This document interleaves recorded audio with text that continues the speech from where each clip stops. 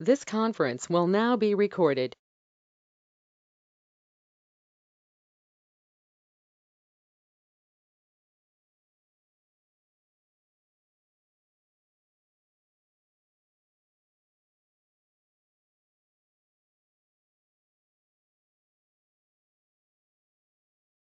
अस्सलामु अलैकुम व रहमतुल्लाहि व बरकातुहू। अऊज़ु बिल्लाहि मिनश शैतानिर रजीम। बिस्मिल्लाहिर रहमानिर रहीम। रब्बि इश्रह ली सदरी व यस्सिर ली अमरी वहलुल उक़दतम मिन लिसानी यफ़क़हू क़ौली। Rabbi ज़िदनी इल्मा।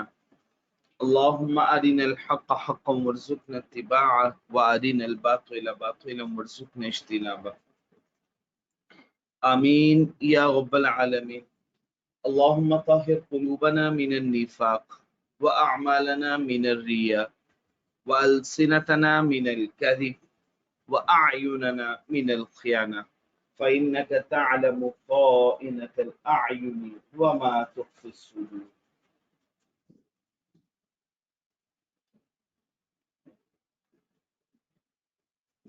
बिस्मिल्लाहिर रहमानिर Rahim.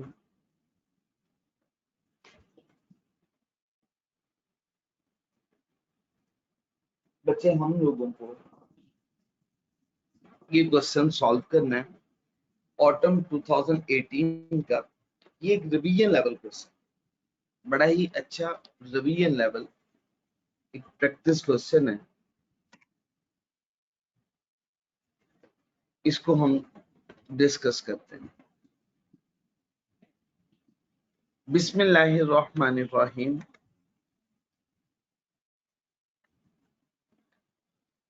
Orange Limited is in the process of finalizing its financial statement. Orange Limited अपनी फाइनेंशियल स्टेटमेंट को फाइनलाइज करने के प्रोसेस में है। For the year ended 30 June 2018, year end 30 June 2018, following information has been gathered. ये information इकट्ठी की गई है ताकि क्या किया जाए, प्रिपेयर किया जाए डिस्क्लोजर टैक्सेशन से रिलेटेड। अब रिक्वायरमेंट क्या है? रिक्वायरमेंट ये है कि आपने नोट बनाना है टैक्सेशन का, जिसको ओएल्स की financial statement for the year ended 30 जून 2018 में शामिल किया जा सके, और उसके साथ उसकी रिकॉन्सिलिएशन भी बनानी है ताकि आप एक्सप्लेन कर सकें, वजाहत कर सकें relationship between tax expense and accounting profit का, अकाउंटिंग प्रॉफिट और टैक्स एक्सपेंस का रिलेशनशिप।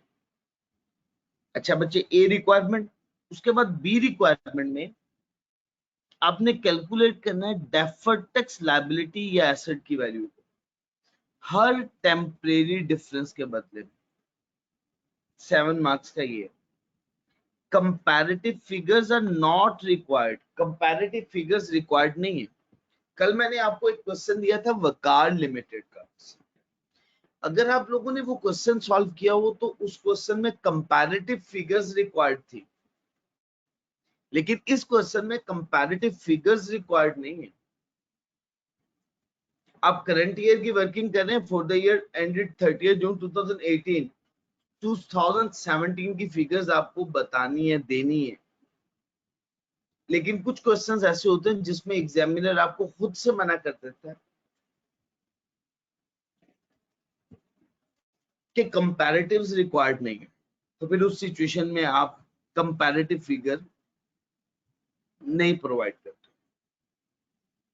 अच्छा बच्चे, अब इसकी requirement, first one requirement, profit before tax for the year ended 30 June 2018 was rupees 508 million. Profit before tax 508 million का। Accounting depreciation for the year exceeds tax depreciation by rupees 45 million. अब देखिएगा यहाँ पे आपको ना अकाउंटिंग डेप्रिसिएशन की figure given है, ना टैक्स डेप्रिसिएशन की फिगर गिवन है, बल्कि इस जगह पे आपको एग्जामिनर ने अकाउंटिंग और टैक्स डेप्रिसिएशन का डिफरेंस बता दिया। कि अकाउंटिंग और टैक्स डेप्रिसिएशन का डिफरेंस इस तरह से है कि अकाउंटिंग डेप्रिसिएशन की वैल्यू टैक्स डेप्रिसिएशन की वैल्यू से ज्यादा है, और कितनी ज्यादा है? 45 मिलियन से ज्यादा। अब आपकी ट्रीटमेंट होगी, हम इसको समझेंगे क्या करना है। अच्छा बच्चे, next, during the year OL sold a machine whose accounting WDV exceeds tax WDV। साल के दौरान OL ने एक मशीन बेची है जिसकी अकाउंटिंग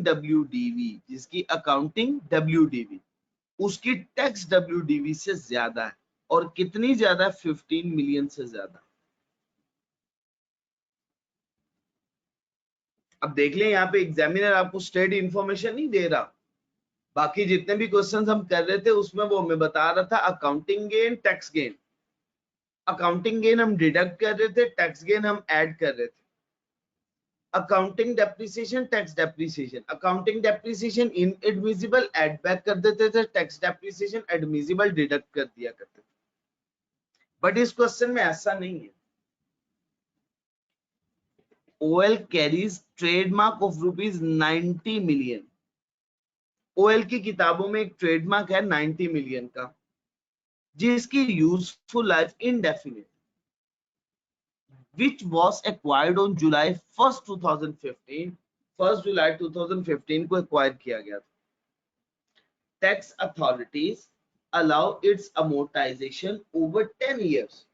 टैक्स अथॉरिटी आपको इजाजत देती है कि आप अमोर्टाइजेशन इस किस्म के एसेट्स पे चार्ज कर सकते हैं। बेस कितने इयर्स को बनाना है? 10 इयर्स को बेस बनाना है, और मेथड आपने स्ट्रेट लाइन बेसिस का यूज करना। ये बच्चे वो कॉन्सेप्ट है समूला जो मैं आपको कल कह रहा था, क्वेश्चन में समझाऊंगा तो क्लियर हो जाएगा। अब सुनिएगा, OL ने चीजें बेची 1 साल की वारंटी के साथ। ये अंदाजा है कि warranty expense 2% of annual sale होगा। जितनी भी एनुअल सेल है ना, उसका 2% वारंटी एक्सपेंस होगा। साल भर के दौरान जो एक्चुअल पेमेंट हुई वारंटी क्लेम से रिलेटेड, वो 54 मिलियन की है। इस 54 में से 38 मिलियन की payment goods sold during the previous year, पिछले साल की है, और sales for the year 30 June 2018 was ₹1750। जो डिफरेंस होगा वो ऑटोमेटिकली करंट ईयर से रिलेटेड हो जाएगा फिर। अच्छा, साथ ही साथ सेल्स भी बता दी कि sales for the year ended 30 June 2018 1750। Tax law के मुताबिक these expenses are allowed on payment basis। Tax वाला इनको पेमेंट बेसिस पे एक्सपेंस अलाउ करता है। अकाउंटिंग वाला अक्रूवल सिस्टम, टैक्स वाला पेमेंट बेसिस। कंफ्लिक्ट आ गया? अच्छा जी बच्चे, नेक्स्ट। जी बिल्कुल ठीक, तहजीब साहब। During the year OL expensed out payment of ₹17.5 million related to restructuring of one of its business segment। साल के दौरान ना OL ने एक्सपेंस आउट किया एक पेमेंट को, जो कि 17.5 मिलियन की है, रीस्ट्रक्चरिंग से रिलेटेड है एक बिजनेस सेगमेंट की। टैक्स लॉ के मुताबिक ये एक्सपेंसेस आपको टैक्स वाला अलाउ करेगा over a period of 5 years, 5 सालों पे अमोर्टाइज करने की इजाजत देगा, 2018 से लेकर 2022 तक। अब बच्चे next, expense include accrual of ₹26 million. Expenses में 26 मिलियन के ऐसे एक्सपेंसेस जो भी पेबल हैं वो हैं, जिनकी इजाजत एक्सपेंस बनाने की सिर्फ तब मिलेगी जब आप उनकी पेमेंट कर देंगे। जब तक पेमेंट नहीं होती ना टैक्स वाला, तब तक आपको एक्सपेंस अलाउ नहीं करेगा। अब इसी तरह से बच्चे कैश डोनेशन है 5 मिलियन की, जो अलाउ नहीं होनी एज ए टैक्स एक्सपेंस, क्योंकि डोनेशन आपने कैश में कर दी, और अगर डोनेशन आपने कैश में की है तो वो आपको अलाउ नहीं करेगा टैक्स एक्सपेंस। परमानेंट डिफरेंस, शाबाश। अच्छा, अब यहाँ पे एग्जामिनर देख लें, हर बात आपको खुद बता रहा है, वो किसी भी जगह पे आपको ये नहीं कह रहा कि सेक्शन 61 डोनेशन का है, इनकम टैक्स ऑर्डिनेंस का, वो खुद याद करना है आपने। सेक्शन 21 आपने अप्लाई करना है कि कौन से एक्सपेंसेस एडमिसिबल है, कौन से इनएडमिसिबल है, नहीं कह रहा आपसे। हर बात आपको क्लियरली बता रहा है। अभी तक देख लें, स्टिल मैंने आपको पहले ही दिन कह दिया था, इनकम टैक्स का टॉपिक पढ़ाते हुए, आपको शायद याद हो मेरी बात, मैंने कहा था आपका पेपर R2 का है, रिपोर्टिंग 2 का है, इनकम टैक्स का पेपर नहीं है आप, ठीक है ना बच्चे। तो जो भी कॉमन इंफॉर्मेशन के अलावा जो भी इंफॉर्मेशन है वो आपको खुद प्रोवाइड कर रहा है। Other income includes, other income में है commission receivable 12 million, dividend receivable 35 million. Other income में दो इंफॉर्मेशन प्रोवाइड की गई है, एक है कमीशन रिसीवेबल की और दूसरा डिविडेंड रिसीवेबल। तो बातें बड़ी इंटरेस्टिंग है ये जो करने वाला, कहता है both incomes were taxable on receipt basis, दोनों इनकम ही रिसीट बेसिस पे टैक्सेबल। अभी आपने कहा कमीशन रिसीवेबल, डिविडेंड रिसीवेबल, अभी आपको रिसीव तो नहीं हुआ, रिसीव तो आपको फ्यूचर में होगा, 2018 तक तो रिसीव नहीं हुआ, 2019 में जाके होगा, एट 30% अप टू 30 जून 2018। अच्छा, अब ये इनकम टैक्सेबल है रिसीट बेसिस पे, और 30 जून 2018 तक इनका रेट है 30%। बट यकम जुलाई 2018 के बाद कमीशन इनकम एग्जम्प्ट हो जाएगी, परमानेंट डिफरेंस, ठीक हो गया ना, कमीशन इनकम एग्जम्प्ट होगी, टैक्स नहीं लगेगा उस पर, जबकि डिविडेंड इनकम टैक्सेबल होगी 10% ऑन रिसीट बेसिस। अब डिविडेंड इनकम क्या है, उसको आपको टैक्स देना पड़ेगा लेकिन 10% पे सिर्फ, और बाकी जो डिफरेंस होगा, लेट्स सपोज अगर कंपनी का टैक्स का रेट है 30%, तो 10% का डिफरेंस तो टेम्परेरी डिफरेंस है, बाकी जो 20% का डिफरेंस है वो परमानेंट डिफरेंस, वो तो कभी खत्म ही नहीं होना। टैक्स वाले ने टैक्स अप्लाई करना है 10% से, ठीक हो गया जी बच्चे, सिर्फ एक minute.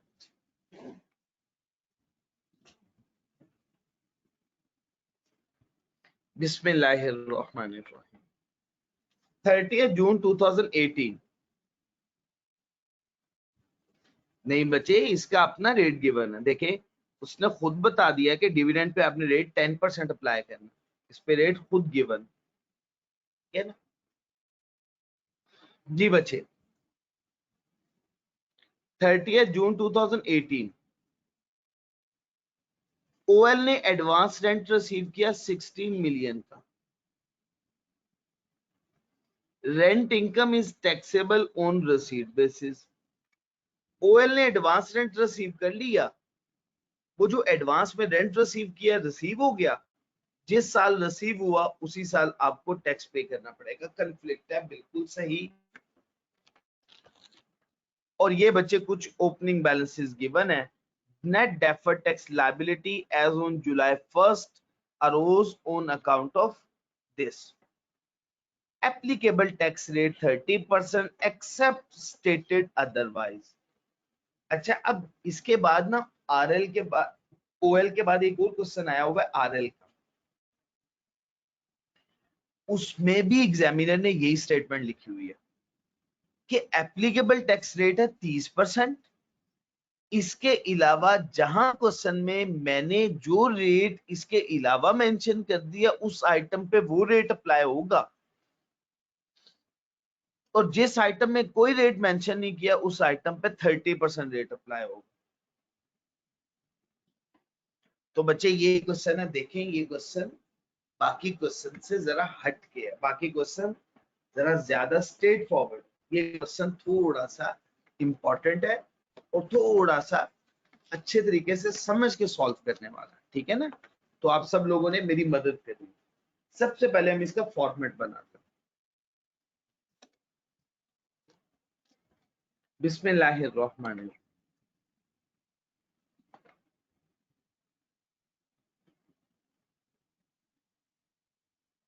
A requirement,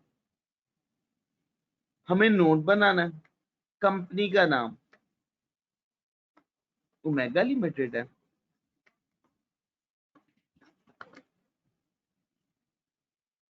orange limited.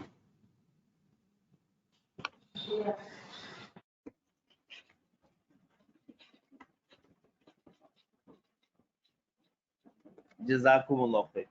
Orange limited. Notes to the financial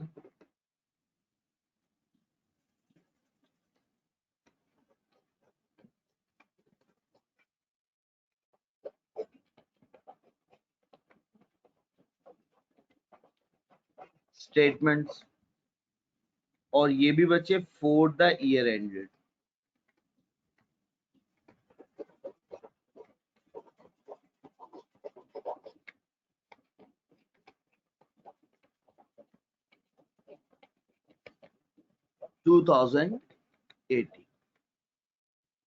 for the year ended 30th June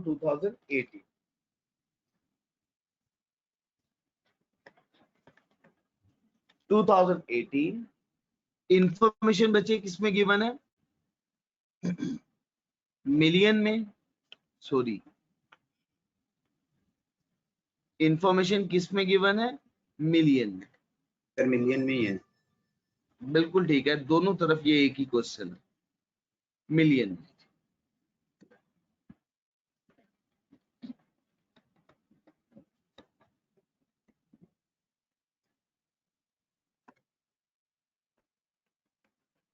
tax expense,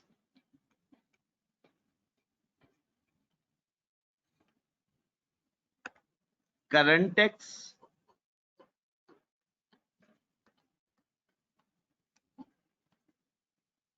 और साथ ही साथ बच्चे डेफर्ड टैक्स।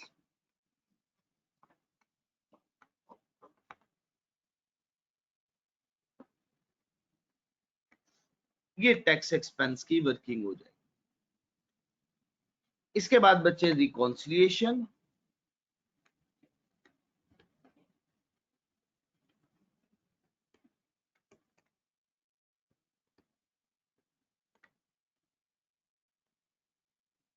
रिकॉन्सिलिएशन में बच्चे सबसे पहले अकाउंटिंग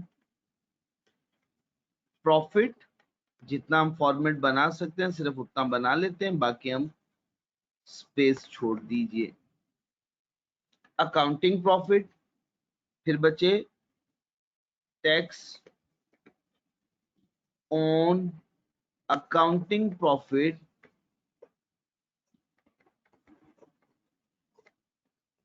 एट 30% और ऑन एप्लीकेबल टैक्स रेट।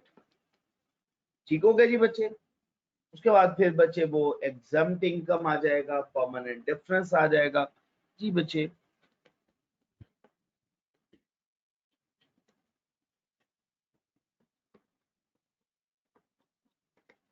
और जो जो डिफरेंस होगा वो हम यहाँ पे लिख लेंगे। अब हमें ये हमारे सामने फॉर्मेट बन गया, ये हमारी ए रिक्वायरमेंट। अब हम स्टार्ट करते हैं। सबसे पहले हमें वर्किंग करनी है करंट टैक्स की।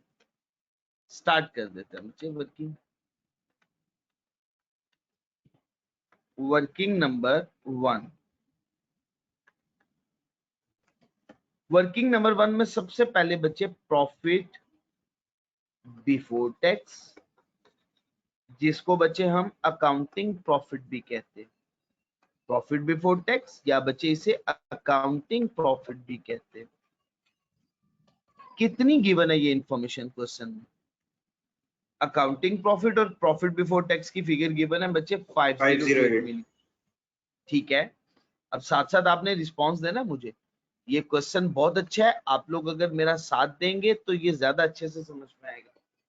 508 मिलियन। जहां पे आपको प्रॉब्लम हो आपने मुझे रोक देना है, आपने मुझे कहना है ये बात समझ में नहीं आई, मैं फिर कोशिश करूंगा उसको समझाने की। इसमें बच्चे हमने ऐड करना है इनएडमिसिबल एक्सपेंसेस को।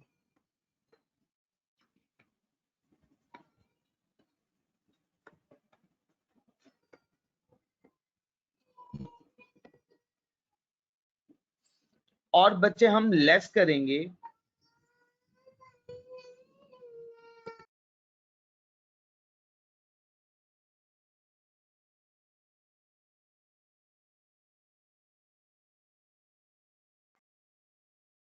लेस करना है बच्चे हमने एडमिजिबल एक्सपेंस।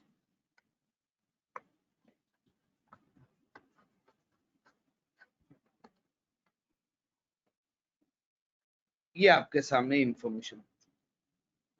अच्छा बच्चे, सबसे पहले accounting depreciation for the year exceeds tax depreciation by ₹45 million. ये पॉइंट है, इस पॉइंट को जरा समझिएगा बच्चे। लेट्स सपोज जी मुजम्मिल साहब ने कहा 45 ऐड कर देंगे। बिल्कुल सही कहा मुजम्मिल साहब ने, बिल्कुल ठीक कहा आप सब लोगों ने। लेकिन ये कॉन्सेप्ट है ना, हो सकता है किसी बच्चे को ये बात समझ में ना आई हो, तो मैं जरा समझाने की कोशिश करता हूँ। बच्चे अज्यूम करते हैं अकाउंटिंग प्रॉफिट 508 है, सही होगा जी बच्चे? 508 है। मैं कहता हूं अकाउंटिंग की डेप्रीसिएशन क्वेश्चन में गिवन है 100 और टैक्स की डेप्रीसिएशन गिवन है 55 से। ये इंफॉर्मेशन हमारे पास गिवन है। आपको पता है कि अकाउंटिंग की डेप्रीसिएशन इनएडमिजिबल एक्सपेंस है। हम क्या करते हैं, अकाउंटिंग की डेप्रीसिएशन इनएडमिजिबल एक्सपेंस को ऐड बैक कर देंगे 100 से और लेस कर देंगे बच्चे एडमिजिबल एक्सपेंस, और वो क्या है, टैक्स की डेप्रीसिएशन, टैक्स डेप्रीसिएशन। और वो कितने से बचे टैक्स डेप्रीसिएशन? 55 से माइनस करते हैं। अच्छा बच्चे, अब इसका आंसर क्या है? अगर मैं इन दोनों फिगर्स को नेट ऑफ करूं तो इफेक्ट क्या है? 45 से। नेट इफेक्ट कितने से आ रहा है बच्चे? 45 से। और 45 से कौन सी वैल्यू ज्यादा है? अकाउंटिंग की डेप्रिसिएशन की फिगर टैक्स की डेप्रिसिएशन की फिगर से ज्यादा है। कितने से? 45 से। तो फिर बच्चे अकाउंटिंग डेप्रिसिएशन का रूल क्या है? हम ऐड बैक करते हैं। हम इस 45 पे भी वही रूल अप्लाई कर देंगे, हम इसको भी ऐड कर देंगे। बिल्कुल उसी तरह से देखे ना, मैंने 100 ऐड कर दिया, 55 लेस कर दिया, तो नेट इफेक्ट क्या है? 45 का। अगर मैं ओवरऑल क्या करूं, 508 में डायरेक्ट 45 जो नेट इफेक्ट है वो ऐड कर दूं, तब भी तो मेरा आंसर वही होगा। बात क्लियर हो गई है आप लोगों को? जी बच्चे, किसी बच्चे को कोई कंफ्यूजन? मुझे पता है आप लोगों को ये बात पहले ही आप लोगों ने पिक कर ली थी। जज़ाकुमुल्लाह खैर। अच्छा बच्चे, अब हमने क्या करना है, accounting depreciation exceeds tax depreciation कितने से बचे? By ₹45 million. अकाउंटिंग की डेप्रिसिएशन टैक्स की डेप्रिसिएशन से ज्यादा है। कितने अमाउंट से? 45 मिलियन से ज्यादा। तो बच्चे हमने उसको क्या कर दिया? ऐड बैक कर दिया, ये इनएडमिजिबल हो गया। ठीक है। अच्छा, अब जो इसकी नेक्स्ट वर्किंग है ना, वो बड़ी इंपॉर्टेंट है। आप लोग कोशिश करें जरा उसकी कैलकुलेशन खुद करने से।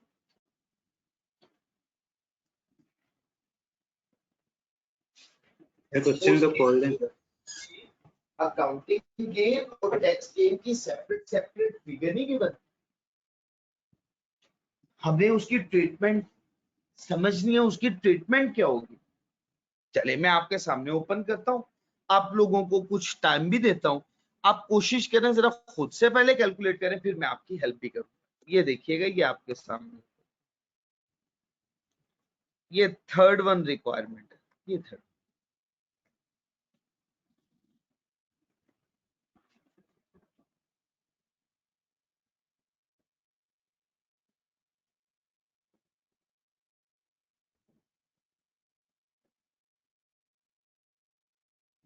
जी मुजम्मिल साहब ने इसकी ट्रीटमेंट बता दी है, बिल्कुल ठीक हो गया, जज़ाकुमुल्लाह खैर।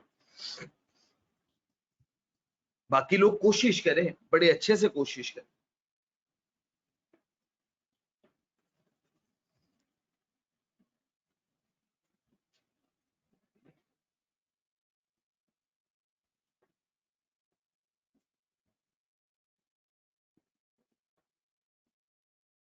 हसनैन शहबाज, बच्चे अभी फिल वक्त आपने इसका अकाउंटिंग गेन और टैक्स गेन का नेट इफेक्ट कंसीडर करना है। बेसिकली जो मैं आपसे कह रहा हूं ना वर्किंग, वो ये कह रहा हूं कि आप मुझे ये बताइएगा अकाउंटिंग और टैक्स गेन का नेट इफेक्ट कितने का है। जी अब मैं समझाऊं।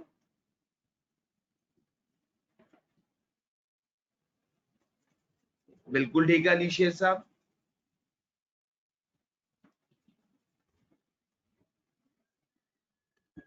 जी बच्चे चले जी, मैं अब आपको समझाने की कोशिश कर रहा हूं।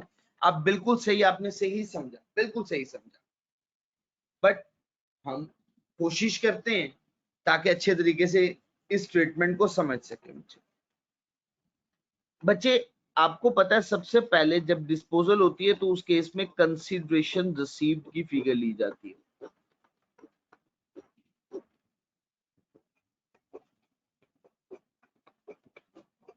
हम अज्यूम कर रहे हैं कि एक एसेट को 100 रुपए में बेचा गया। बिल्कुल ठीक है मोहम्मद अफाक साहब, बिल्कुल सही कहा आपने। हम अज्यूम कर रहे हैं एक एसेट को 100 रुपए में बेचा गया, कंसीडरेशन कितनी रिसीव हो रही है, 100 रुपए। इसमें से हमें लेस करनी होती है उसकी कैरिंग अमाउंट। इसमें से हमें क्या लेस करनी होती है, उसकी कैरिंग अमाउंट। अब इस सवाल में उसने क्या कहा, ओएल ने एक मशीन बेची है जिसकी अकाउंटिंग डब्ल्यूडीवी ज्यादा है टैक्स डब्ल्यूडीवी की निस्बत। अकाउंटिंग डब्ल्यूडीवी ज्यादा है टैक्स डब्ल्यूडीवी की निस्बत। चले मैं कह देता हूं उसकी अकाउंटिंग डब्ल्यूडीवी है, कैरिंग अमाउंट है 60। अब मुझे बताइएगा अकाउंटिंग गेन की अमाउंट बचे, अकाउंटिंग गेन की अमाउंट 40। ये बात समझनी है। 40 है तो हम इसे क्या करते हैं बच्चे, डिडक्ट कर देते हैं, माइनस कर देते हैं। ऐसा ही है ना, ये अकाउंटिंग की वर्किंग करते हुए हम करेंगे। अच्छा अब टैक्स की वर्किंग करते हुए हम क्या करेंगे, जरा वो भी बात समझ लेते हैं।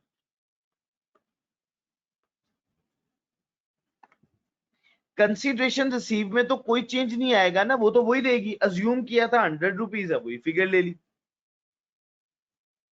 बट जो टैक्स डब्ल्यूडीवी की फिगर है वो अकाउंटिंग की कैरिंग अमाउंट की निस्बत कम है।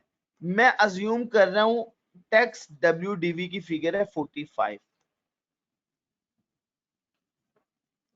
अब मुझे बताइएगा टैक्स गेन की अमाउंट कितनी बन रही है। 100 में से 45 लेस किया 55। इस पे मुझे टैक्स देना है, ये फिगर मैं ऐड कर दूंगा। अच्छा अब नेट इफेक्ट क्या हुआ, अकाउंटिंग गेन और टैक्स गेन का नेट इफेक्ट कितना हुआ 15। 40 से अकाउंटिंग प्रॉफिट में से मैंने डिडक्शन करनी है, 55 से मैंने ऐड करना है, तो नेट इफेक्ट क्या 15 को मैं ऐड करूंगा। क्वेश्चन में गिवन इंफॉर्मेशन ये नहीं थी, क्वेश्चन में इंफॉर्मेशन ये थी कि कैरिंग अमाउंट और टैक्स डब्ल्यूडीवी का फर्क कितने का आ रहा है। तो ये देखिएगा फर्क कितने का आ रहा है, 60 और 15 का फर्क। तब भी तो 15 का ही आ रहा है ना, समझ आ गई ना बात। और जब अकाउंटिंग की डब्ल्यूडीवी और कैरिंग अमाउंट ज्यादा है टैक्स की डब्ल्यूडीवी की निस्बत, इसका मतलब क्या होगा कि जब टैक्स की डब्ल्यूडीवी की अमाउंट कम है, अकाउंटिंग डब्ल्यूडीवी की और अकाउंटिंग कैरिंग अमाउंट की अमाउंट ज्यादा है, तो टैक्स गेन ज्यादा होगा as compare to accounting gain. Tax gain accounting gain की निस्बत ज्यादा होगा।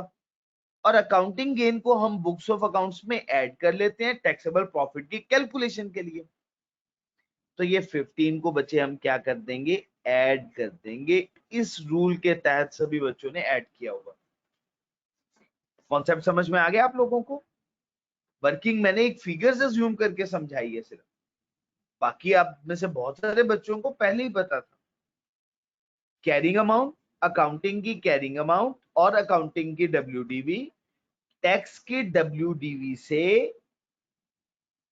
ज्यादा है। शाबाश। जब टैक्स की WDV कम है तो टैक्स का गेन ज्यादा आएगा। अकाउंटिंग की WDV ज्यादा है तो अकाउंटिंग का गेन कम आएगा। नेट इफेक्ट जितने का भी बन रहा है वो टैक्स गेन होगा। और टैक्स गेन की ट्रीटमेंट क्या होती है, टैक्स गेन को हम ऐड कर देते हैं। जी बच्चे, आप सब लोगों को क्लियर है? कोई कंफ्यूजन तो नहीं है? अलीशेर, आपको पहली बात समझ में आ गई थी, अब बात क्लियर है आपको? समीउल्लाह, तहजीब और जितने भी बच्चे क्लास में मौजूद हैं, किसी भी बच्चे को इस पॉइंट में कंफ्यूजन नहीं होनी चाहिए।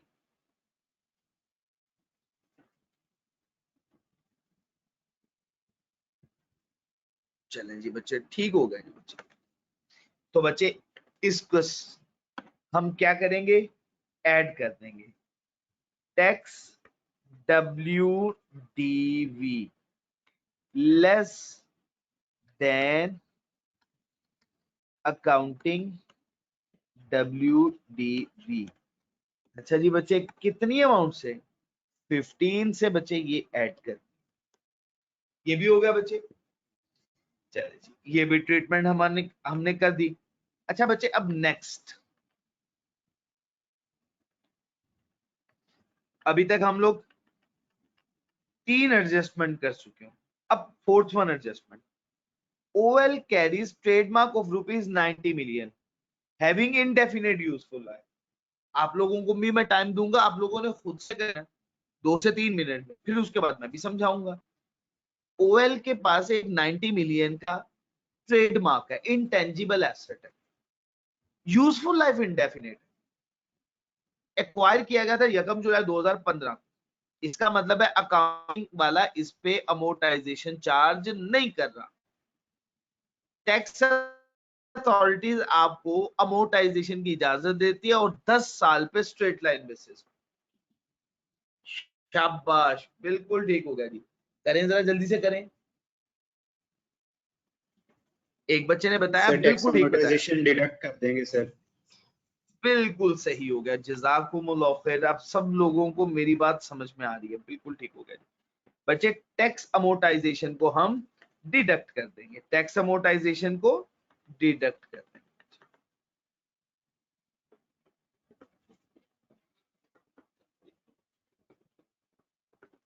जी, टैक्स अमोर्टाइजेशन की वर्किंग कैसे कैलकुलेट करेंगे? स्ट्रेट लाइन बेसिस है, 90 डिवाइडेड बाय यूजफुल लाइफ। बच्चे ये फिगर 9 माइनस कर, ठीक हो गया जी बच्चे? जी बच्चे, ये तो आपने कर लिया, बिल्कुल ठीक किया, शाबाश। अच्छा, अब आ गया वो पॉइंट जो मैंने आपको समझाना था। OL sells good with a 1-year warranty and it is estimated that warranty expense are 2% of annual sales। इसका जरा मुझे अकाउंट बनाना है आप लोगों के साथ। मैं नेक्स्ट पेज पे वर्किंग कर रहा हूं ताकि आसानी से वर्किंग कर सकूंगा। देखिए बच्चे, मैं अकाउंट बनाने वाला हूं, आप लोगों ने मेरी मदद करनी है। प्रोविजन फॉर वारंटी का अकाउंट आप लोगों ने मेरी मदद करनी है। मैंने आपको ये अकाउंट बनाना सिखाया हुआ है। समीउल्लाह, आप क्लास में मौजूद हो बच्चे? ओपनिंग बैलेंस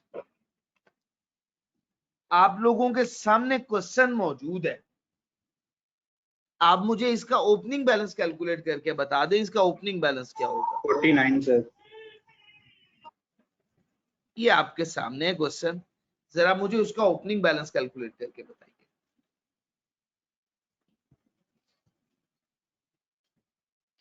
मुजम्मिल, ये बड़ा ट्रिकी पॉइंट है, इसका ओपनिंग बैलेंस कैलकुलेट करना। अलीशेर, समझ आ रही है बच्चे? जी शाबाश, बिल्कुल ठीक हो गया, बिल्कुल ठीक, सही हो गया जी, बिल्कुल ठीक हो गया। अब जरा सुनिएगा, आपने बिल्कुल सही किया हुआ जी। जज़ाकुमुल्लाह खैर। अच्छा देखें बच्चे, किया क्या है, उसके लिए हमें एक वर्किंग नंबर 3 करनी पड़ रही है। वर्किंग नंबर 3 के carrying amount, tax base, taxable temporary difference या बच्चे डिडक्टेबल टेम्परेरी डिफरेंस और deferred tax at the rate of 30%। अच्छा जी, इस क्वेश्चन में हमें बताया गया, एग्जामिनर ने कहा है कि property plant and equipment, property plant and equipment, property plant and equipment की फिगर है टैक्स की 34.5, लायबिलिटी है 34.5 और ये क्या है बच्चे, लायबिलिटी। ये फिगर है 30%। मैं अगर ये फिगर कैलकुलेट करना चाहता हूं तो मैं कैसे कैलकुलेट करूंगा बच्चे, ये फिगर मैं करूंगा 34.5, कितने परसेंट है, 30% है। मुझे कैलकुलेट करनी है बच्चे ये फिगर 100%। तो बताइएगा बच्चे ये फिगर कितनी,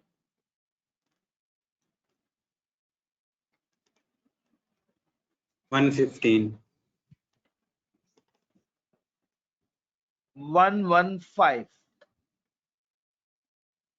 इससे आगे ना कैरिंग अमाउंट गिवन है ना, एक फिगर होना जरूरी थी, या मैं कैरिंग अमाउंट प्रोवाइड कर देता या टैक्स बेस दे देता। अब नहीं दी एग्जामिनर ने, ना दे, हमें यहां तक की फिगर, हम यहां से आगे वर्किंग खुद कर लेंगे। अच्छा जी नेक्स्ट, इसी तरह से ट्रेडमार्क की फिगर गिवन है 5.4, ट्रेडमार्क की फिगर है 5.4 और क्या है बच्चे, ये लायबिलिटी। अब जरा मुझे बताइएगा 5.4 कितने परसेंट है, 30%। हमें 100% फिगर कैलकुलेट करनी है, फिगर बता दीजिएगा मुझे। 18 बच्चों ने मुझे फिगर बताई है और ये किसकी है बच्चे, ट्रेडमार्क की। आप लोग भी बता रहे हैं ना मुझे, ठीक हो गया जी बच्चे। अब नेक्स्ट, प्रोविजन फॉर वारंटी की फिगर आपने कह दिया 14.7, तो बात गलत हो गई। 14.7 तो नहीं है, 14.7 तो डेफर्ड टैक्स एसेट की फिगर है। हमें कैलकुलेट करनी है प्रोविजन फॉर वारंटी की फिगर। 14.7 ये 30% थी, हमें फिगर 100% कैलकुलेट करनी है। तो मुझे बताइएगा 49 और ये डिडक्टेबल टेम्परेरी डिफरेंस है। अब मुझे बताएं, आपको ये बात समझ में आई? अच्छा, अब आपको पता है कि 49 टैक्स वाला कैश बेस सिस्टम को फॉलो करता है, पेमेंट बेसिस पे अलाउ करेगा। तो टैक्स वाले के मुताबिक प्रोविजन फॉर वारंटी की अमाउंट टैक्स बेस 0 होगी, तो इसका मतलब है इसकी कैरिंग अमाउंट 49 है। ये फिगर हमें कैलकुलेट करनी थी इसके लिए। ठीक हो गया जी बच्चे, यहां तक बच्चे बात क्लियर हो गई। अब दोबारा सुन लीजिएगा शेराज, बच्चे दोबारा सुन ले, कोई मसला नहीं, मैं दोबारा बता रहा हूं। बच्चे देखिए, ये फिगर ओपनिंग बैलेंसेस नहीं कह रहा, गौर से सुनिएगा। अगर क्वेश्चन में शेराज वो कह देता ना, ये प्रॉपर्टी प्लांट एंड इक्विपमेंट का क्लोजिंग या ओपनिंग बैलेंस है, ट्रेडमार्क का 1 जुलाई 2017 का बैलेंस है, प्रोविजन फॉर वारंटी का ओपनिंग बैलेंस है, तो तब तो बात समझ में आती थी। यहां पे ये कह रहा है ये नेट डेफर्ड टैक्स लायबिलिटी के बैलेंसेस है। इसका मतलब है टोटल डेफर्ड टैक्स लायबिलिटी है 25.2, प्रॉपर्टी प्लांट एंड इक्विपमेंट की वजह से 34.5 की लायबिलिटी, 5.4 की ट्रेडमार्क की वजह से है, 14.7 की प्रोविजन फॉर वारंटी की वजह से डेफर्ड टैक्स एसेट की फिगर है। अब ये फिगर डेफर्ड टैक्स एसेट की है 1 जुलाई 2017 की। अब देखें, ये फिगर 1 जुलाई 2017 की फिगर है 14.7 डेफर्ड टैक्स एसेट की। टैक्स का रेट क्या यूज किया गया है, 30% टैक्स का रेट यूज किया गया है। मुझे कैलकुलेट करना है डिडक्टेबल टेम्परेरी डिफरेंस की फिगर को। ये फिगर कैलकुलेट हुई है 14.7 टैक्स रेट इस्तेमाल करते हुए। देखे ना, अब आपके पास ये इंफॉर्मेशन कैसे कैलकुलेट की, मैंने 14.7 को डिवाइड किया 30 से, क्योंकि 14.7 किस रेट पे कैलकुलेट हुई है, 30% पे। मुझे ये 100% फिगर कैलकुलेट करनी है, मैंने 100 से मल्टीप्लाई कर दिया। ये फिगर हो गई बच्चे 49। टैक्स वाला अक्रूवल सिस्टम को फॉलो नहीं करता, अकाउंटिंग वाला अक्रूवल सिस्टम को फॉलो करता है। ठीक हो गया जी बच्चे, क्लियर हो गई बच्चे बात। टैक्स वाला अक्रूवल सिस्टम को फॉलो नहीं करता, कैश सिस्टम को फॉलो करता है, और अकाउंटिंग वाला अक्रूवल सिस्टम को। इसका मतलब इन दोनों में कंफ्लिक्ट है, टैक्स बेस 0। तो ये 49 अमाउंट कैरिंग अमाउंट बन गई है। ये फिगर हमें कैलकुलेट करनी थी इस क्वेश्चन में। अब आपको पता चला कि ये क्वेश्चन क्यों मैंने कहा रिवीजन लेवल क्वेश्चन। अब मुझे बताएं ये 49 की फिगर की कैलकुलेशन में आप में से किसी बच्चे को कोई प्रॉब्लम? सब बच्चों को बात समझा पाया हूं मैं? जी मुजम्मिल साहब बात समझ में आई है? अली शेर, देखें आप सब लोग 14.7 कह रहे थे आप सभी लोग, अब आपको बात समझ में आ गई है ना कि वो 14.7 यस सर क्लियर है। वो फिगर लायबिलिटी का ओपनिंग बैलेंस नहीं था। ठीक हो गया? अच्छा अब बच्चे, अब आप लोग जरा थोड़ी सी मेरी मदद कीजिएगा। आपके सामने ये इंफॉर्मेशन मौजूद है, आपने चार्ज फॉर द ईयर मुझे कैलकुलेट करके बताना है, एक्सपेंस फॉर द ईयर कितना बनेगा। Straight forward information, it is estimated that. यहां से बात, ये हिंट मैं आपको प्रोवाइड कर रहा हूं, यहां से बात समझिएगा। 2% ऑफ एनुअल सेल्स ढूंढे और जरा मुझे कैलकुलेट करके बताइएगा एक्सपेंस फॉर द ईयर कितनी फिगर बनती है।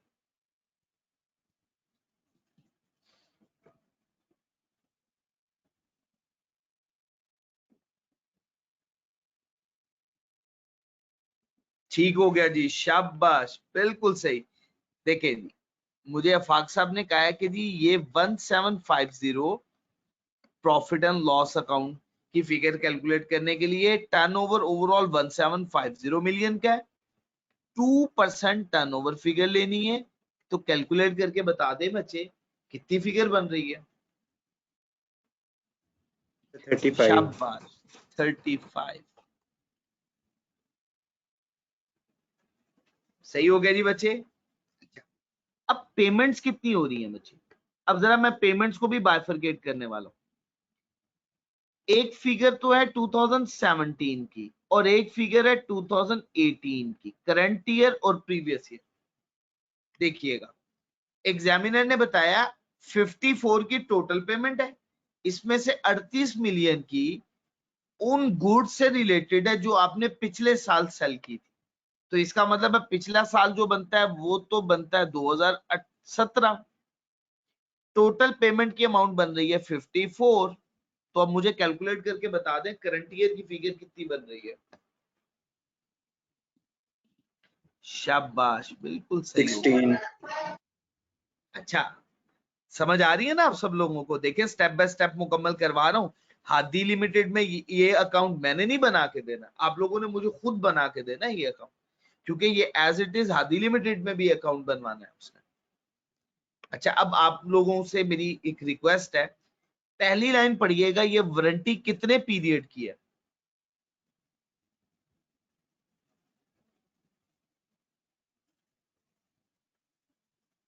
शाबाश राबिया, हफ्सा, अली शेर, बिल्कुल ठीक हो गया। तहजीब साहब, जजाकुमुल्लाह खैर, शाबाश, बिल्कुल सही हो गया जी। जी बच्चे जी, आप बिल्कुल ठीक है जी। अच्छा जी, अब जरा तवज्जो कीजिएगा बच्चे। आपने बच्चे, अच्छा बच्चे, ये एक मैंने पीरियड मेंशन कर दिया, 30 जून 2017। इस दिन आपने प्रोविजन मेंटेन की हुई है 49 मिलियन।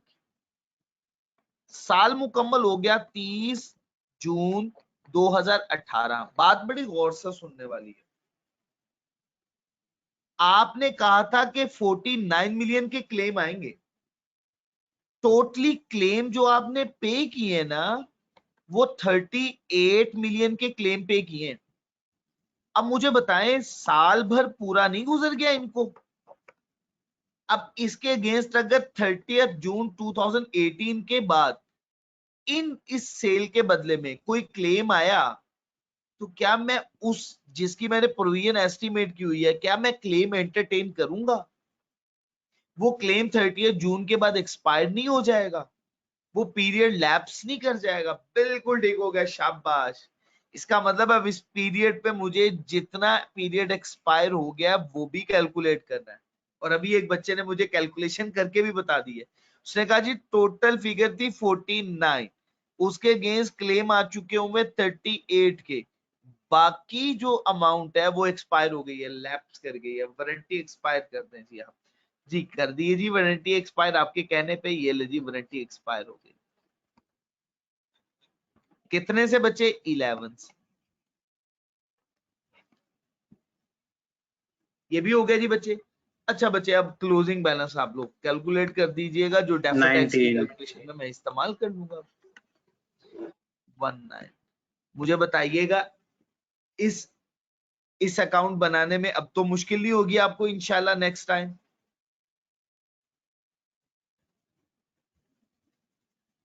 जी इंशाल्लाह बिल्कुल नहीं होगी मुश्किल। अब आप लोगों को मैंने बताया भी हुआ है, हमने expense for the year inadmissible expense जो ऐड बैक करना है, वो दो फिगर्स को मैंने बताया था नेट ऑफ करके करना है। आपको देखिएगा रूल मैंने समझाया था और बताया था, ये देखें, charge for the year warranty expired, net of करके आपने ऐड बैक करनी है, और जितनी वारंटी पे होगी वो आपने डिडक्ट कर देना। सही है जी बच्चे, आपको बात समझ में आई है? जी बच्चे, अब आपने मुझे बताना है जी वर्किंग में ये फिगर कैसे लिखेंगे बच्चे। सर 35 मैं माइनस आपकी मदद 11 कर देता हूँ, मैं आपकी मदद कर देता हूँ। देखिए सबसे पहले वारंटी एक्सपेंस, जी एक्सपेंस की अमाउंट आपने कैलकुलेट की है 35, ऐसा ही है, माइनस कर दें इसमें से 11, एक्सपायर हो गई, शाबाश, जज़ाकुमुल्लाह खैर, बिल्कुल ठीक हो गए जी, बिल्कुल ठीक हो गए। अच्छा जी बच्चे, ये भी फिगर आपने कैलकुलेट कर दी। अच्छा जी, सिर्फ एक मिनट, ये जी बिस्मिल्लाहिर्रहमानिर्रहीम। अच्छा बच्चे, वारंटी पेड उसकी अमाउंट बताइएगा बच्चे, वारंटी कितनी पेड हुई है? जितनी पे हो गई है वो सारी की सारी यहाँ पे लिख दें। वारंटी पेड है 54, बिल्कुल ठीक हो गया, एक्सीलेंट। अब आप लोगों को कंफ्यूजन तो नहीं है यहाँ तक? चले जी शाबाश, आप लोगों ने ये एडजस्टमेंट भी सॉल्व कर दी, बल्कि कर दी आप लोगों ने खुद से। अब आपके सामने अगली एडजस्टमेंट है, during the year OL expense out payment of rupees 17.5 million related to restructuring of one of its business segment. एक बिजनेस सेगमेंट को ना रीस्ट्रक्चर कर दिया, टैक्स के कवानीन के मुताबिक ये एक्सपेंस आपको एक साल में अलाउ नहीं किया जाएगा, 5 सालों में बराबर बराबर अमाउंट से अलाउ किया जाएगा। इसे हम कहते हैं अमोर्टाइज कर देना किसी खर्चे को। आप मुझे बता दीजिएगा, आपने पूरी पेमेंट एक्सपेंस बना लिया, क्या करेंगे? सबसे पहले देखिए, स्टेप बाय स्टेप टुकड़ों में काम करना है मुजम्मिल। सबसे पहला काम, आपने पूरी अमाउंट खर्चा बनाई है, शाबाश, बिल्कुल ठीक हो गया। सबसे पहला काम तो ये करेंगे जी, सारी अमाउंट उठा के पहले तो इनएडमिसिबल रीस्ट्रक्चरिंग कॉस्ट से लिखे, आपने बिल्कुल ठीक कहा।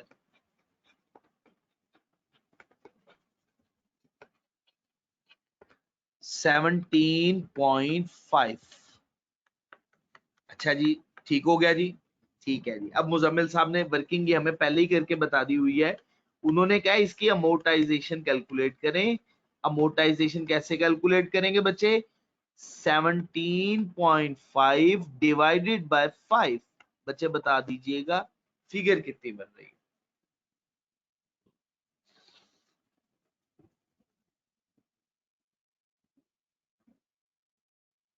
जी ठीक हो गया जी बच्चे, 3.5। आप मुझे बताइएगा किसी बच्चे को कोई कंफ्यूजन इस स्टेप में? कोई कंफ्यूजन तो नहीं है? सबसे पहला काम क्या काम किया, देखे ना आपने, स्टेप बाय स्टेप काम किया। आपने क्या किया, ओएल ने during the year expense out कर दिया था 17.5 मिलियन की पेमेंट को, एक्सपेंस आउट किया, सारा रिवर्स करो क्योंकि टैक्स वाला नहीं मान रहा, एड बैक कर दो। टैक्स वाला कहता है 5 सालों में बराबर बराबर अमोर्टाइज कर लो, 5 से डिवाइड किया, अमोर्टाइज कर डाला। ठीक हो गया जी बच्चे? चलिए जी, आप लोगों को ये बात समझ में आ गई। अब अगला कॉन्सेप्ट, एक्सपेंसेस में शामिल है 26 मिलियन के ऐसे एक्सपेंसेस जिनकी अभी पेमेंट नहीं हुई। एक्रूवल का मतलब है पेएबल है, expense payable, which will be allowed for tax purpose on payment basis. Cash donation of, अच्छा पहले सिर्फ अक्रूवल की बात कर ले। 26 का क्या करना है? शाबाश, बिल्कुल ठीक है, बहुत ही स्ट्रेट फॉरवर्ड, आप सब लोगों ने बिल्कुल सही जवाब दिया। ठीक है जी बच्चे, एक्सपेंसेस पेएबल, हम ये कह देते हैं कोई ऐसे एक्सपेंसेस जो भी पेएबल है, टैक्स वाला नहीं मान रहा, इनएडमिसिबल कर दिया। कितनी अमाउंट बताइए जी बच्चे? 26, यही है जी फिगर, ये लें जी, ये भी हो गया। अच्छा, cash donation 5 million which are not allowed as tax expense, ये परमानेंट डिफरेंस, अभी तो आपने इनएडमिसिबल करना है ना, एड बैक कर दे। कैश डोनेशन कितने से बच्चे? 5 से, ये भी एड बैक कर। किसी बच्चे को इस एडजस्टमेंट में कोई प्रॉब्लम है तो मुझे बता दे। ये जो एक्सपेंसेस इंक्लूड वाली एडजस्टमेंट है, सब बच्चे मुझे बताएं, क्लियर है आप लोगों को? चले जी, शाबाश, बिल्कुल ठीक हो गया जी बच्चे। अब other income includes commission receivable, other income में कमीशन रिसीवेबल है 12 मिलियन की, कमीशन रिसीवेबल कितनी अमाउंट की? 12 मिलियन। और इसी तरह से डिविडेंड रिसीवेबल बचे 35 मिलियन का। अब इसका करना क्या है बच्चे? both incomes were taxable on receipt basis at 30% up to 30th June 2018. With effect from 1st July, commission income is exempt from tax. Commission income पे टैक्स नहीं लगना। ठीक है जी बच्चे? अच्छा जी, पहले मुझे बताइएगा अकाउंटिंग प्रॉफिट में, शाबाश, बिल्कुल ठीक हो गया राबिया, बिल्कुल सही बताया बच्चे आपने। और भी किसी बच्चे ने ये बात बताई थी, उन्होंने कहा था फिर आप ऐसा करें, अकाउंटिंग प्रॉफिट में से कमीशन रिसीवेबल 12 मिलियन से डिडक्ट कर दें जी। अभी तक रिसीव नहीं हुई ना, रिसीवेबल है, डिडक्ट करें। 35 मिलियन वो भी डिडक्ट कर दें, बच्चे ने ये कहा कि वो भी डिडक्ट कर दें। सही है जी, दोनों ट्रीटमेंट ठीक है, बिल्कुल ठीक है जी, ट्रीटमेंट बिल्कुल सही है जी।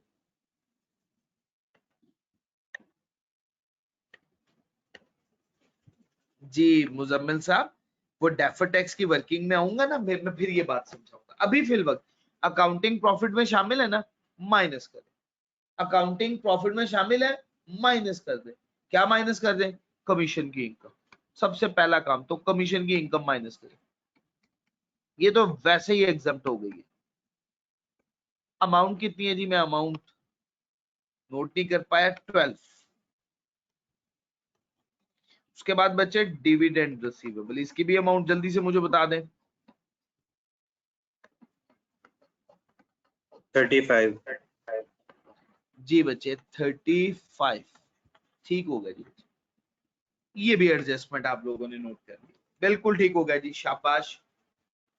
अच्छा, अब नेक्स्ट 30 जून 2018 को ओएल ने रिसीव किया जी। सब बच्चे मैं भी समझाता हूं, इसका करना क्या हमने बाद में बताता हूं। 30 जून 2018 को ओएल ने रिसीव किया advance rent 16 million. Rent income is taxable on receipt basis. बताएं अकाउंटिंग वाले ने इस 16 मिलियन टैक्स अकाउंटिंग प्रॉफिट में शामिल किया हुआ है? नहीं किया, नहीं किया हुआ। टैक्स वाला कहता है इस मेरे मुताबिक तो इस पे टैक्स देना है। हमने कहा ठीक है, फिर ऐड कर लो। ठीक हो गया जी बच्चे, ऐड कर लो।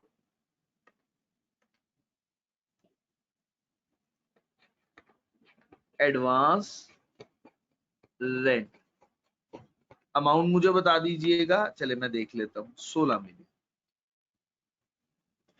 बच्चे टैक्स वाला कह रहा है कि जब भी आप कोई इनकम चाहे एडवांस में ही क्यों ना रिसीव कर ले, आपने मुझे जब पैसे मिल जाए आपको आपने मुझे उसी वक्त टैक्स दे देना।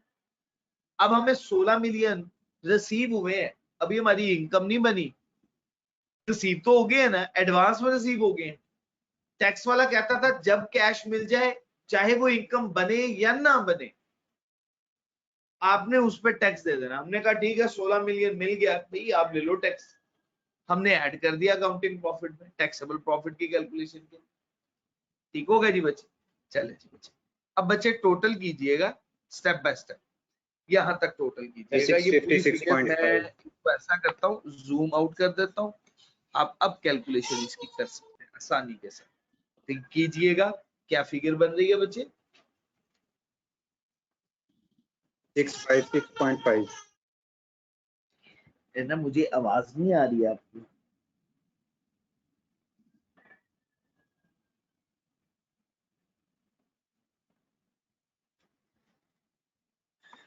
$656.5।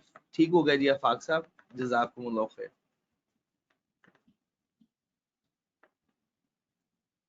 543 डिडक्ट करने के बाद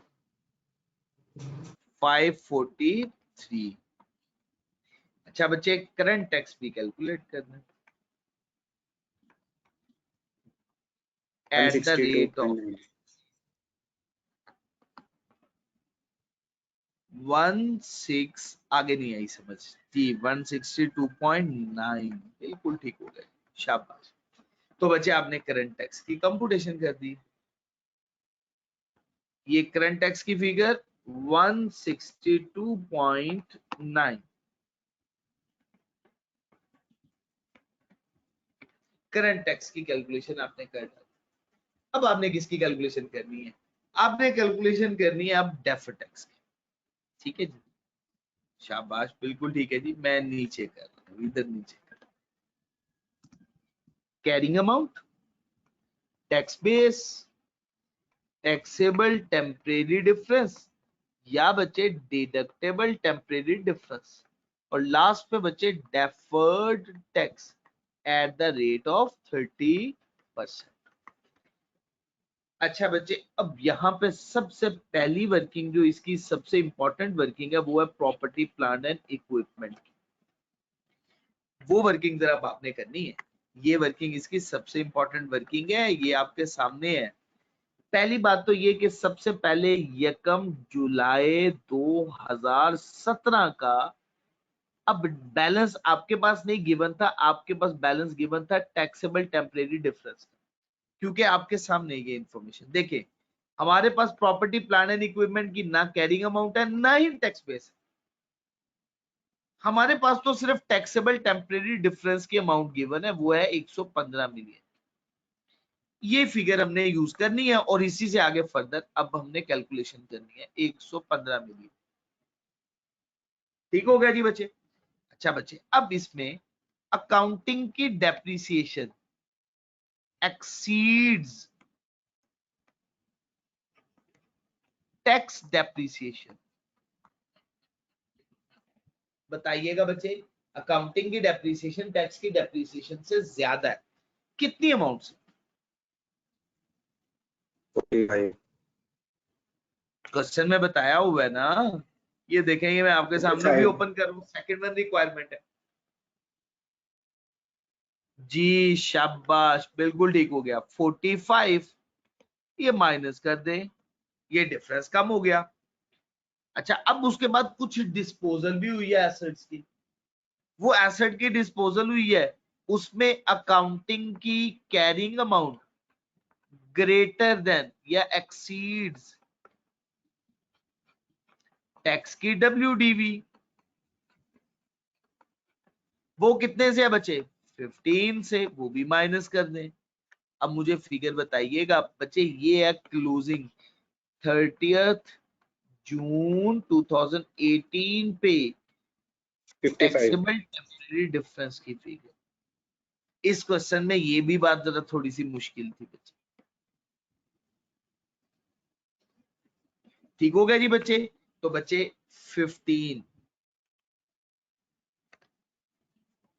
55 हमने टैक्सेबल टेम्परेरी डिफरेंस की फिगर कैलकुलेट कर दी।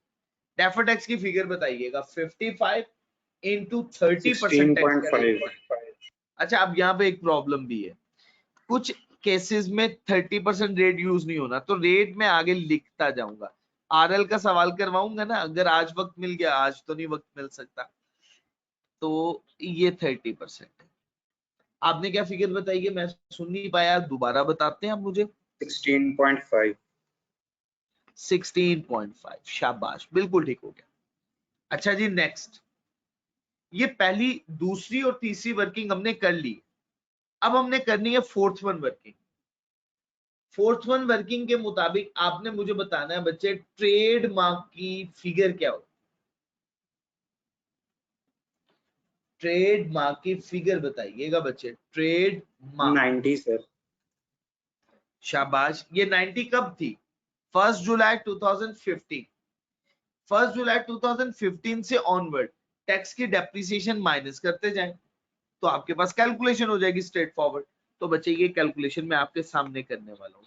ट्रेडमार्क, हफ्सा नूर ने वर्किंग करके सेंड भी कर दी है।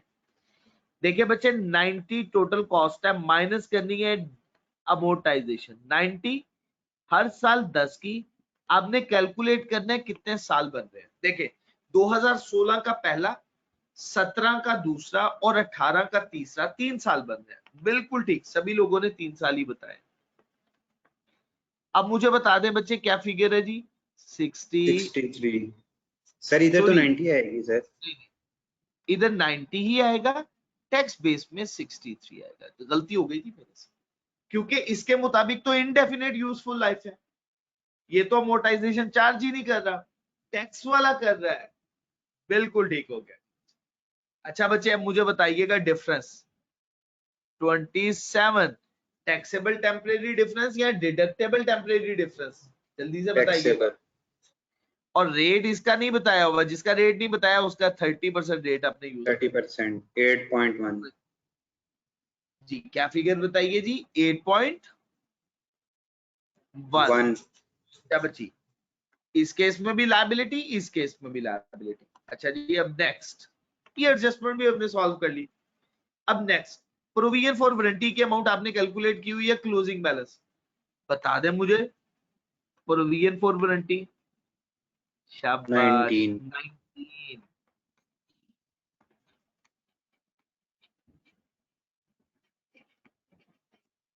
19। टैक्स बेस की अमाउंट बताइएगा। 0 0 डिडक्टेबल टेम्परेरी डिफरेंस, शाबाश। टैक्स का रेट नहीं गिवन, तो इसका मतलब है 30% ही यूज होगा। तो बताएं मुझे बच्चे, कितनी फिगर बन रही है? 5.7 5.7 एसेट। बिल्कुल ठीक होगा जी, शाबाश, बिल्कुल सही है राबिया। ये भी बच्चे आप लोगों ने कैलकुलेशन करवा दी। अच्छा जी बच्चे, next, during the year OL ने एक्सपेंस कर दिया, इसका मतलब है ओएल की बुक्स ऑफ अकाउंट्स में तो कोई फिगर नहीं है, 0 लिखे जी, 0। अभी पहले फिगर लिख लें, बाद में देखते हैं कि वैसे मेरा ख्याल रीस्ट्रक्चरिंग कॉस्ट का था।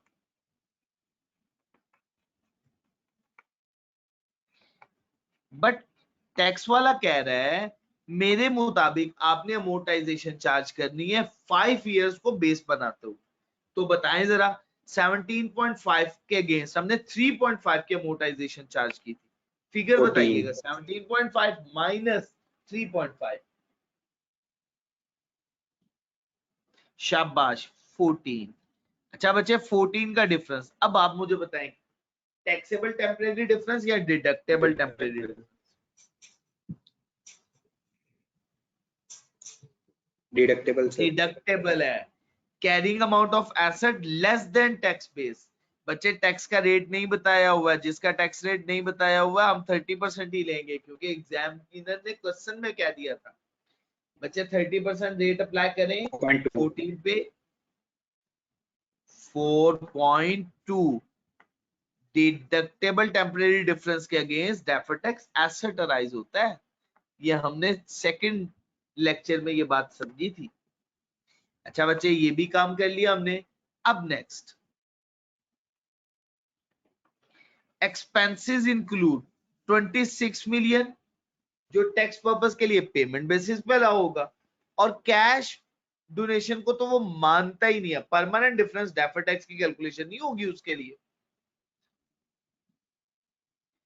19 प्रोविजन फॉर वारंटी की अमाउंट कैसे आई है बच्चे? हमने अकाउंटिंग बनाया था प्रोविजन फॉर वारंटी का, तो प्रोविजन फॉर वारंटी का जो अकाउंट था उसका क्लोजिंग बैलेंस है ना, ये 90।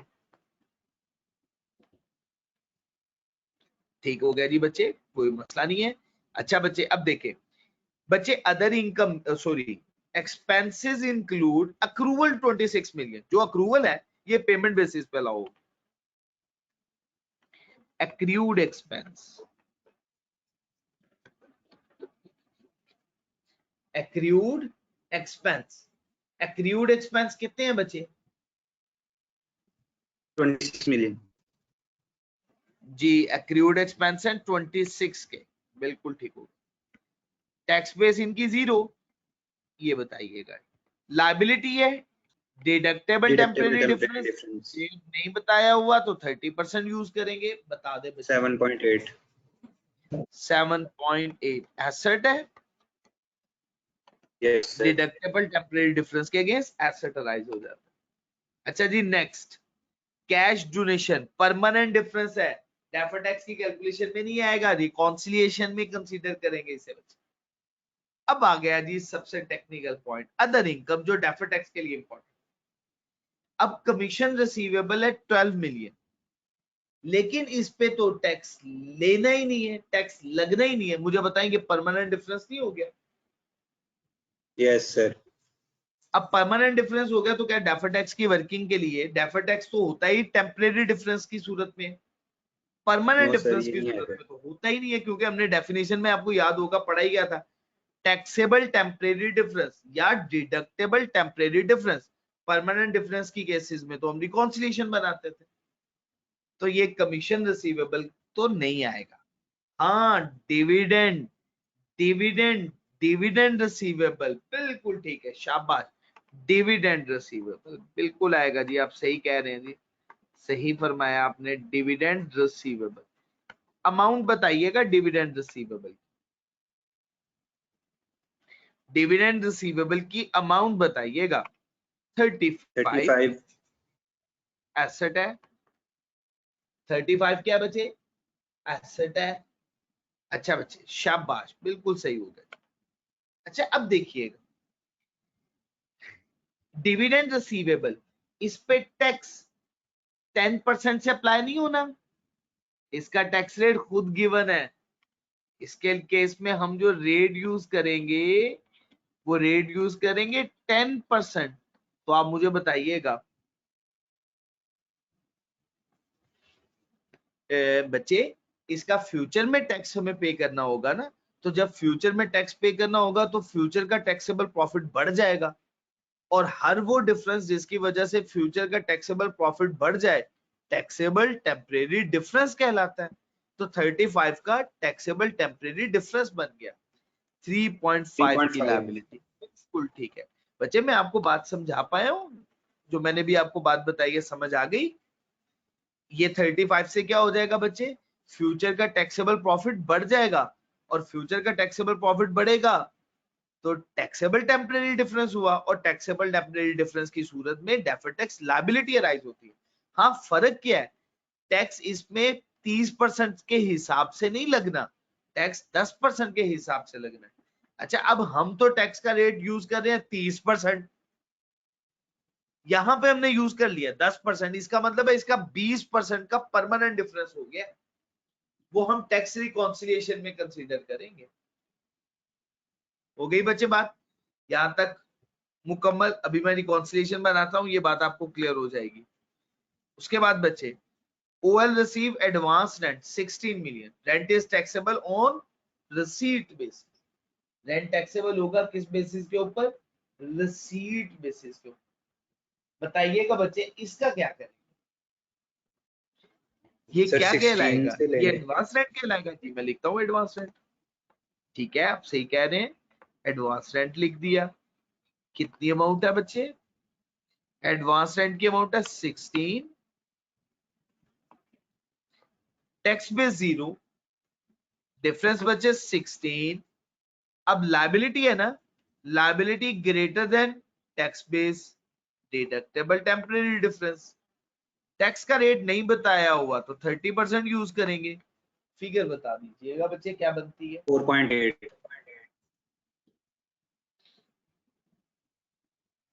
4.8 ठीक हो गया जी बच्चे।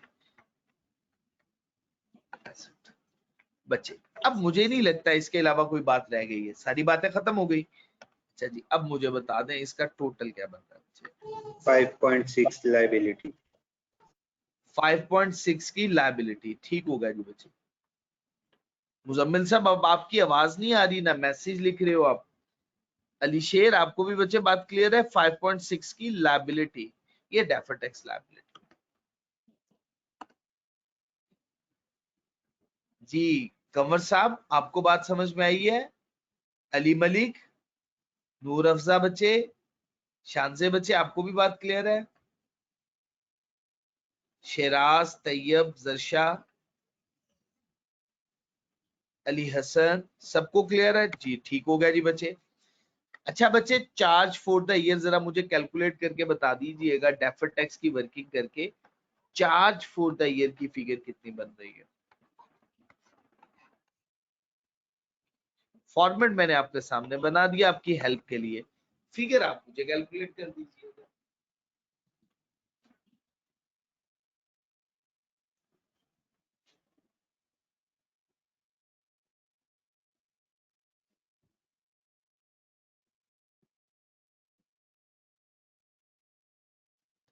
जी 5.6 लायबिलिटी ओपनिंग 25 19.6 आएगा चार्ज फॉर द ईयर। और प्रॉफिट एंड लॉस अकाउंट की फिगर फिर इस तरफ आ जाएगी।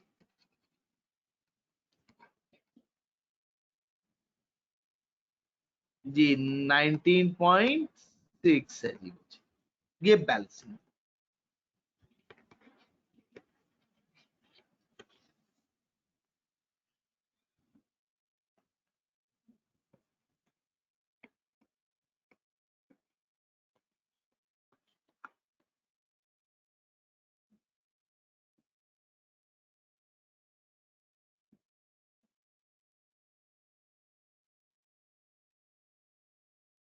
टोटल फिगर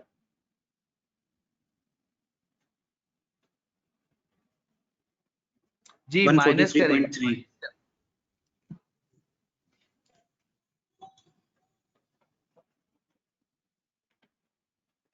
बच्चे क्योंकि ये देखिएगा ये आपका एक्सपेंस नहीं बना आपकी डेफर्ड टैक्स इनकम बन गई है। ठीक है जी बच्चे। अच्छा बच्चे अब यहाँ पे टैक्स रिकॉन्सिलिएशन बनाने वाला हूं मैं। टैक्स ऑन अकाउंटिंग प्रॉफिट सबसे पहले अकाउंटिंग प्रॉफिट की फिगर। अकाउंटिंग प्रॉफिट की फिगर बच्चे क्वेश्चन में गिवन है 508 बच्चे ठीक हो गया जी। Tax on accounting profit 508 into 30%।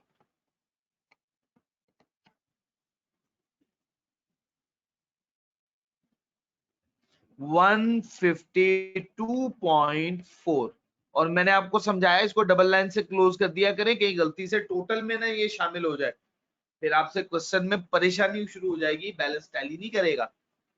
अच्छा बच्चे अब वन बाय वन जो जो इफेक्ट्स है वो लेते जाइएगा बच्चे। मैंने यहाँ पे पहले लिखा हुआ है एक एग्जाम्प्ट इनकम का। कौन सी इनकम थी जो एग्जाम्प्ट थी? नहीं डोनेशन तो परमानेंट डिफरेंस। कमीशन चले मैं लिख रिसीवेबल देता हूँ। डोनेशन तो परमानेंट डिफरेंस। डोनेशन की अमाउंट कितनी थी देखिए स्टेप बाय स्टेप बच्चे डिस्कस कर लेते हैं। पहली दो वर्किंग तो प्रॉपर्टी प्लांट एंड इक्विपमेंट की थी। सेकंड और थर्ड ट्रेडमार्क ये भी डेफर्ड टैक्स की वर्किंग में कंसीडर किया हमने। प्रोविजन फॉर वारंटी ये भी डेफर्ड टैक्स के लिए। पेमेंट ये भी डेफर्ड टैक्स के लिए। Expenses include cash donation 5 million. Cash donation 5 million ये 5 पे 30% टैक्स का रेट अप्लाई करते हैं। क्या फिगर है जी बच्चे 1.5 डोनेशन है ना, डिस अलाउ है, आपने अपना एक्सपेंस बनाया हुआ है, ऐड बैक कर दो, आपको अलाउ नहीं है। ठीक हो गया, ये भी ठीक हो गया, बात समझ आ गई है आप लोगों को। हमने ऐड किया इसको, परमानेंट डिफरेंस है, हमने ऐड कर दिया, क्योंकि डोनेशन आपने एक्सपेंस बनाया हुआ अपना प्रॉफिट कैलकुलेट करते हुए, और ये तो टैक्स वाला मानता ही नहीं है, आपने माइनस कर दिया, ऐड कर दो, कर दिया ऐड। अच्छा जी नेक्स्ट, उसके बाद बचे other income includes commission receivable exempt है, अमाउंट कितनी है जी, कमीशन रिसीवेबल की 12, इसका 30%,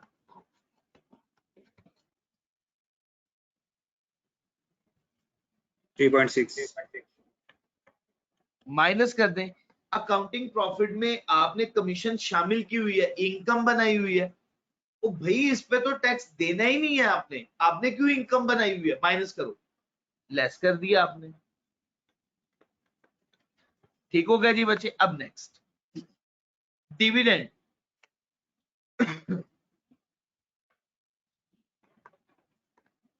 आपने डिविडेंड पे फ्लैट 30% रेट लगा दिया हुआ है, पूरे अकाउंटिंग प्रॉफिट पे लगाया तो उस पे भी लग गया 30%, जबकि इस पे तो आपने सिर्फ 10% टैक्स देना है, आपने कितने परसेंट ज्यादा टैक्स रेट लगा दिया है, कितने परसेंट ज्यादा इस पे टैक्स का रेट अप्लाई कर दिया, बताएं जी। शाबाश, बिल्कुल ठीक हो गया जी, 20% वो माइनस कर दें, इसमें से डिडक्ट कर दें, 7 फिगर बताइएगा जी, 7 है जी, माइनस कर, ये भी हो गया बचे। उसके बाद बचे और कोई फिगर है जी, खत्म हो गई बात। एडवांस एंड डेफर्ड टैक्स की कैलकुलेशन में चला गया था, नीचे ओपनिंग बैलेंसेस गिवन थे, और कोई तो रह ही नहीं गई वर्किंग, तो ठीक हो गया बच्चे। अब इसका टोटल कर डालिएगा, ये टैक्स एक्सपेंस जी। कंवल 153.3 है। बच्चे क्या कह रहे हो बच्चे आप,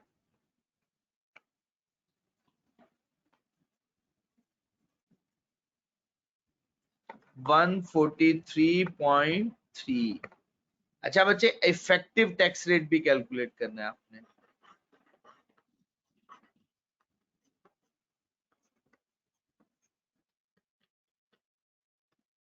इसकी कैलकुलेशन समझाई हुई है मैंने। सबसे पहले 30%, अब ये 3.6 कैसे कैलकुलेट करेंगे, यहाँ पे कैलकुलेट कर देता हूं ताकि आपको कोई कंफ्यूजन ना हो। 3.6 की फिगर डिवाइड करना है इसे 508 से, और मल्टीप्लाई करना है 100 से, बता दीजिएगा फिगर। इसी तरह से 1.5 इसको डिवाइड करना है 508 और मल्टीप्लाई कर देना है 100 से, 0.7386 माइनस हो जाएगा। इसी तरह से बचे 7508 से आपने डिवाइड कर देना है और मल्टीप्लाई बाय 100।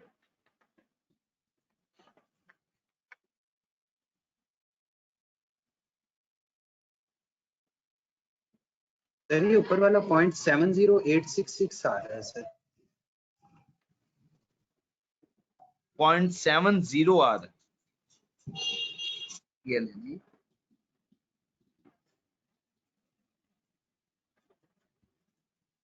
सर 0.2952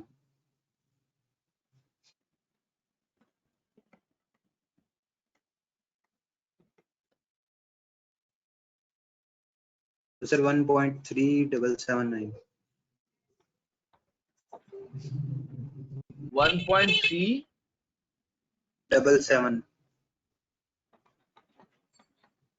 ये इफेक्टिव टैक्स रेट कैलकुलेट करिए, 28.21 बता दिया मुझे बच्चों ने। सही हो गया जी बच्चे। अच्छा, एक बच्चे ने सवाल पूछा हुआ है, मैं भी उसका जवाब दे दूं।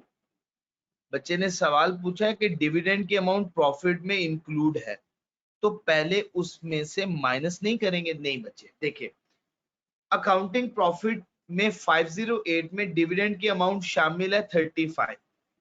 अच्छा, माइनस तो तब करने की जरूरत है जब आप देखें, क्यों माइनस करने की जरूरत नहीं, रिकॉन्सिलिएशन में नहीं करना हमने माइनस, अकाउंटिंग प्रॉफिट में डिविडेंड शामिल है, शामिल है। आपने उस पर टैक्स देना है, देना है। रेट क्या अप्लाई होगा? 10%। लेकिन आपने अकाउंटिंग प्रॉफिट पे तो फ्लैट 30% रेट अप्लाई कर दिया, ये गलत किया। अब आपने तो 30% उस पर रेट नहीं यूज करना था, उस पर तो 10% करना था। आपने उस पर कितना एक्सेस रेट अप्लाई कर दिया? जितना एक्सेस रेट अप्लाई कर दिया उतना माइनस कर। बात समझा पाए हो बच्चे? बात क्लियर हो गई? दोबारा सुनिए। 508 अकाउंटिंग प्रॉफिट है, टैक्स का रेट है 30%।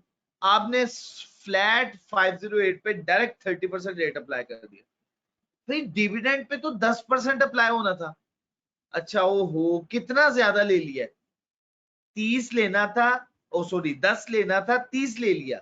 20% ज्यादा रेट अप्लाई कर दिया। 20% से डिडक्ट कर डालो। ठीक हो गया ना? अब समझ आ गई बच्चे बात? कोई कंफ्यूजन तो नहीं है बच्चे?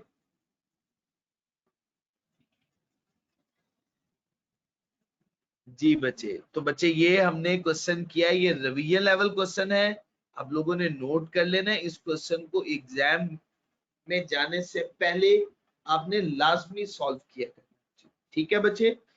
आरएल का क्वेश्चन है और इसके साथ एक और क्वेश्चन रीसेंट अटेम्प्ट में आया हुआ है। रीसेंट अटेम्प्ट से मुराद ये कि ये जो अभी रीसेंट अटेम्प्ट थी, इससे पिछली अटेम्प्ट में आया हुआ है। ये दो क्वेश्चन मैं ग्रुप में आपके साथ शेयर करूंगा, इनके सोल्यूशन भी शेयर कर दूंगा। ये जो आज क्वेश्चन करवाया इसका भी कर दूंगा। तो बच्चे आप ऐसा कीजिएगा, इन क्वेश्चंस को लास्ट में सॉल्व कीजिए। ठीक है? आपने करने दो क्वेश्चंस मैं आपको सिर्फ होमवर्क में दे रहा हूँ। एक आरएल का क्वेश्चन है। आरएल का क्वेश्चन जैसे मैंने आज आपको प्रैक्टिस करवाई है, उसमें सिर्फ क्या काम करना है? इसमें सिर्फ डेफर्ड टैक्स की वर्किंग है और कोई वर्किंग है ही नहीं। तो वो क्वेश्चन बड़ा आसान है। तो आपने कोशिश करनी है इन दोनों क्वेश्चंस को अच्छे से सॉल्व करना, और जो आज मैंने प्रैक्टिस करवाई है क्वेश्चन की, इसकी भी प्रैक्टिस करनी है। ठीक है जी बच्चे? अपना ख्याल रखिएगा बच्चे। सोल्यूशन मैं नहीं शेयर कर पाया, मैं इंशाल्लाह कोशिश करूंगा, बस मसरूफियत के बायस मैं नहीं कर पाया, माजरत ख्वाह। तो बच्चे मैं इंशाल्लाह कोशिश करूंगा ढूंढ के मैं आपको शेयर करूँ। ठीक है? अपना ख्याल रखिएगा, मुझे दुआ में याद रखिएगा। सुब्हानक अल्लाहुम्मा व बिहम्दिक अशहदु अल्ला इलाहा इल्ला अंता अस्तगफिरुका व अतूबु इलैक। अस्सलामु अलैकुम व रहमतुल्लाहि व बरकातहू।